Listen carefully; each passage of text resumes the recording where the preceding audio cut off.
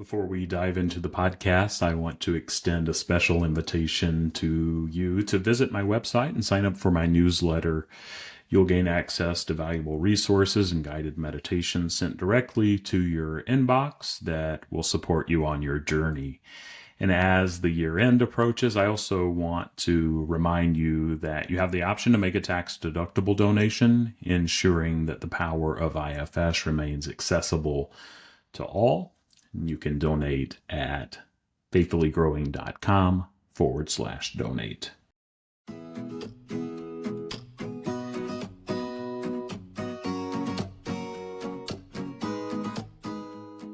Welcome to IFS Meditations and Insights, a podcast on personal growth through internal family systems.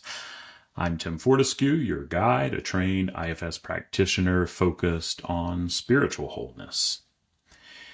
Here we explore self-discovery and embracing all parts of ourselves with love. This allows us to receive divine love and share it with others. These episodes aim to bring you inner peace and a stronger connection to the sacred. Today I want to delve into a topic that I've had some personal experience with, using IFS to tackle chronic pain and illness. So settle in, open up your heart and mind, and let's begin with as much curiosity and compassion as we can.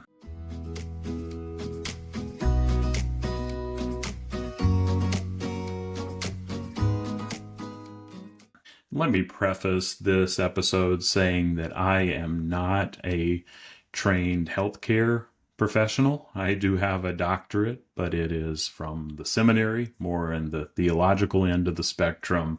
But I do have some personal experience on this topic, and I hope it's helpful to you. Living with chronic pain is a complex experience that extends beyond physical discomfort.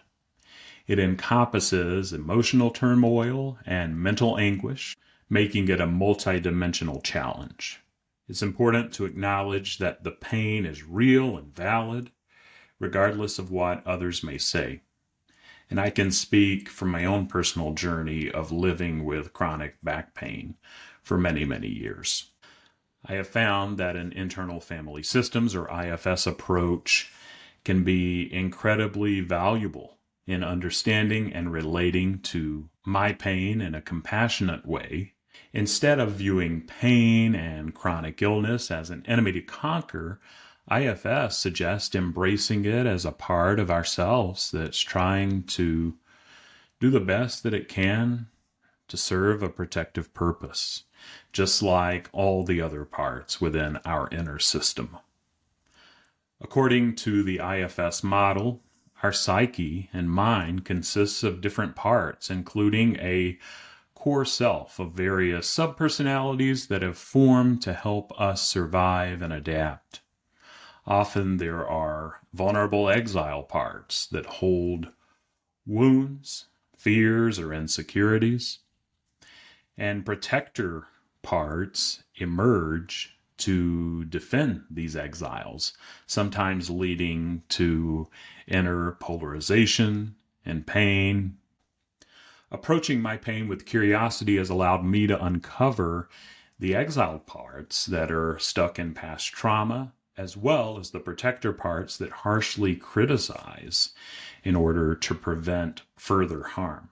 By showing empathy towards these parts and giving them space to be felt, the initial pain can transform into a process of grieving, relief, and self-compassion.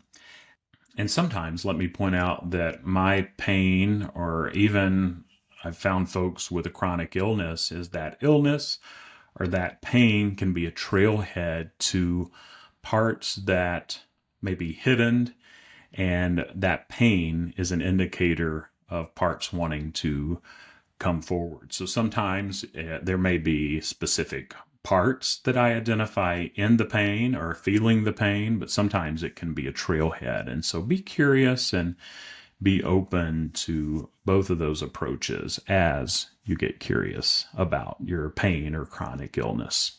One example is I know that I first injured my back when I was around 11 or 12 years old. And so sometimes my back pain can be an indicator of those younger parts that are still stuck in that era of my life. So be curious into what comes up for you, but know that that pain or chronic illness can bring a gift of awareness to parts that you may not have noticed for a while.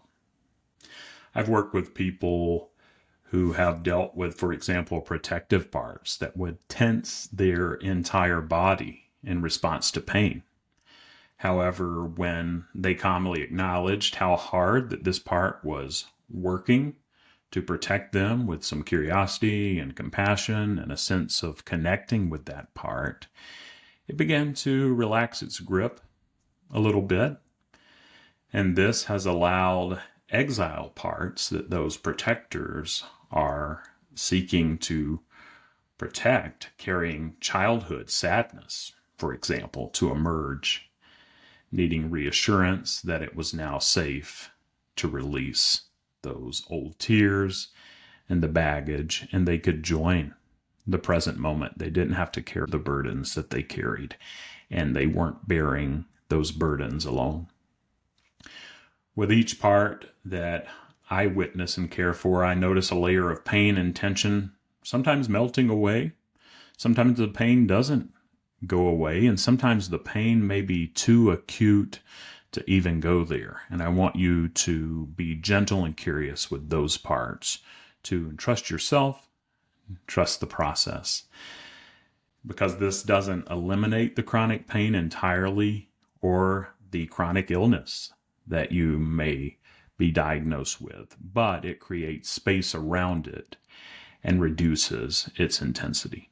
And IFS has helped me and others to learn and to coexist with pain and chronic illness without being overwhelmed by it. Although approaching pain with compassion is not always easy, or it may not even be possible at times, IFS continually reminds me and others that there is potential for insight and growth. By attending to exiled hurt and validating the protector parts, we can find a path towards inner wholeness. My pain, and maybe your pain or chronic illness, serves as a reminder to care for the parts of ourselves that we may have once tried to ignore. In summary, IFS offers a holistic model for engaging with chronic pain through empathy and curiosity. Your experience is valid, and it's important to approach your pain with patience. There are likely parts within you that need your warmth and wisdom, and they'll really be able to take that in. And it's also good to remember that growth happens through compassion, and you don't have to navigate this journey alone. You have inner resources, and you have resources in the broader community for you on your journey. And I hope you can feel some of that here.